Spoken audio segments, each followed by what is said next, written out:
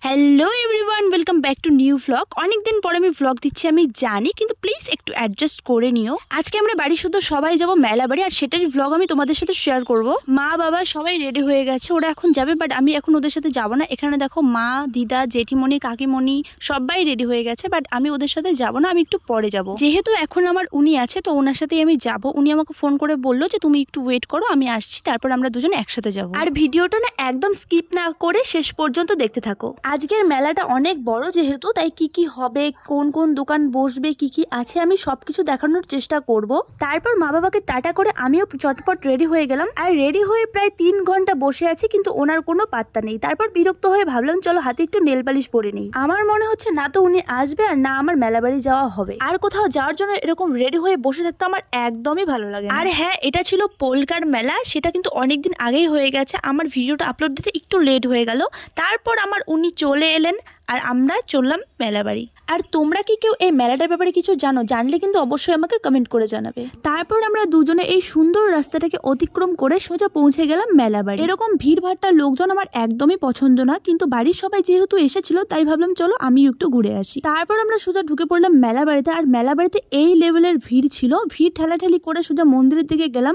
তারপরে আমাদের কপালে লাগিয়ে দিল এই চন্দনের টিকা। আর এটাই হলো জাগ্রত পোলকা ঠাকুরের মন্দির আর কি। আর মন্দিরের বাইরে সবাই এখানে ধূপকাঠি বাতাসা দিয়ে প্রণাম করছিল। আর মন্দিরগুলোও কিন্তু বেশ বড় আর ভীষণ সুন্দর ছিল। তবে আমার হিসেবে মেলা বাদে যদি তুমি অন্য কোনো দিন মন্দির দর্শন করতে আসো, সেটা তোমাকে আরো বেশি ভালো লাগবে। আর মন্দিরের পাশে ছিল এই পুকুরটা, যেখানে সবাই সকালবেলা স্নান করে। আর এটা ছিল প্যান্ডেল রাত্রেবেলা প্রোগ্রাম হওয়ার জন্য। তারপর আমরা শুনে চলে গেলাম মেলার ভেতরে। আর একজন লোক ডেকে ডেকে টিকিট বিক্রি করছিল সার্কাস দেখানোর জন্য। আর এই বাচ্চাদের খেলনাগুলো দেখে না নিজের ছোটবেলার কথা মনে পড়ে যাচ্ছিল। ছোটবেলায় যখন বাবার সাথে মেলায় আসতাম, কত বায়না করতাম এগুলো নেওয়ার জন্য। তারপর আমরা চলে এলাম কিছু খাওয়া দাওয়া করার জন্য। আর আমরা এখানে 1 প্লেট করে ঘুগনি নিয়েছিলাম। আর সত্যি কথা বলতে না, মেলা বাড়ির কোনো কিছু খাবার দাবার আমার একদমই পছন্দ হয় না, কারণ খাবার দাবার দোকানগুলোর মধ্যে না বেশিরভাগ দোকানদারই কিন্তু প্রফেশনাল হয় না। তারপর দেখো না, আমি এখানে একটা ক্লিপ দেখছিলাম নেওয়ার জন্য। প্রায় 90% মেয়ে কিন্তু হয় মেলা বাড়ি গেলে 1000টা জিনিস দেখে, 1000টা জিনিস কেনে, কিন্তু আমার না সেরকম কোনো কিছুই পছন্দ হয় না।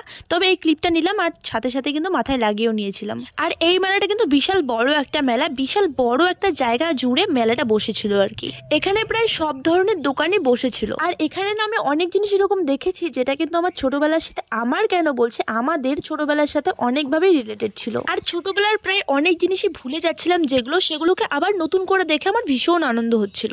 তারপর একটা দোকানে এসে আমরা দাঁড়িয়ে দাঁড়িয়ে ভিডিও করছিলাম। আর এখানে অনেক ধরনের পাপড় ছিল, আর মেন ছিল ঝুড়ি ঝুড়ি আলু ভাজা, যেটা কিন্তু সবারই ফেভারিট।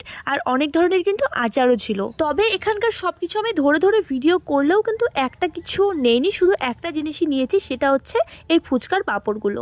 তারপর এখান থেকে বেরিয়ে আমরা আরো দোকানগুলো ঘুরছিলাম। ঠিক তখনই আমার নজরে পড়লো এই ছোট ছোট মাটির ফলগুলো, কি দারুণ দেখতে ছিল আর কি কালারফুল ছিল। মানুষের হাতের কাজ যে এত নিখুঁত হতে পারে, এগুলো না দেখলে না ধরাই যেত না। আর এই রেড বারবি ডলার এই টপগুলো দেখে শুধু মনে হচ্ছিল কবে আমার নিজের একটা পার্সোনাল রুম হবে। প্রত্যেকটা মানুষের না একটা নিজস্ব পার্সোনাল রুম থাকা খুবই জরুরি, যেটা তার মনের মতো সে সাজাতে পারবে। তবে এখন একেবারে নেই বললে ভুল হবে, যেটা আছে সেটা তো আর পার্মানেন্ট নয়, তাই না? সেটাই বললাম আর কি। তারপর আমরা অনেক ঘুরে ঘুরে ক্লান্ত হয়ে গেছি, তাই ভাবলাম চলো এবার একটু ফুচকা খাওয়া যাক। আগেই বলেছি যে মেলা বাড়ির কোনো কিছু খাবারই আমার খুব একটা পছন্দ হয় না, তাই খুব একটা খাইনি। 2-1টা খাওয়ার পরে বললাম যে আর আমি খাবো না। তারপর আমরা এখানকার খাওয়া দাওয়া কমপ্লিট করে চললাম বাড়ির পথে। আর তখনই আমার নজরে পড়লো এই খেলনা গাড়িগুলো। আর আমার তো দেখেই ভীষণ ইচ্ছে করছিল একটা নেওয়ার জন্য, কিন্তু নিয়ে কি করব বলো, সেরকম বয়স তো আর নেই খেলনা গাড়ি দিয়ে খেলার মতো। তারপর আমরা যাওয়ার পথে একটা কুলের দোকানে ঢুকে কুল দেখছিলাম বাড়ির জন্য নেওয়ার জন্য আর কুলের দোকানের পাশেই নাই সুন্দর একটা ফুল গাছের দোকান বসেছিল, ছোট্ট একটা নার্সারি মনে হচ্ছিল জানো। আর কুলের সাথে একটু তেঁতুলও নিয়েছিলাম, কারণ ফুচকার পাপড় নিয়েছি, তেঁতুল না নিলে তো হবে না, তাই না? আর এরপরে রাস্তার মাঝখানে আমাদের দেখা হয়ে গেল একটা আইসক্রিমের দোকানের সাথে। তবে উনি আমাকে আইসক্রিম নিতে দেবে না, আর আমি আইসক্রিম না নিয়ে বাড়ি আসবো না। অনেক ঝগড়াঝাটি করার পরে ফাইনালি রাজি হয়েছে। তবে রাজি হয়েছিল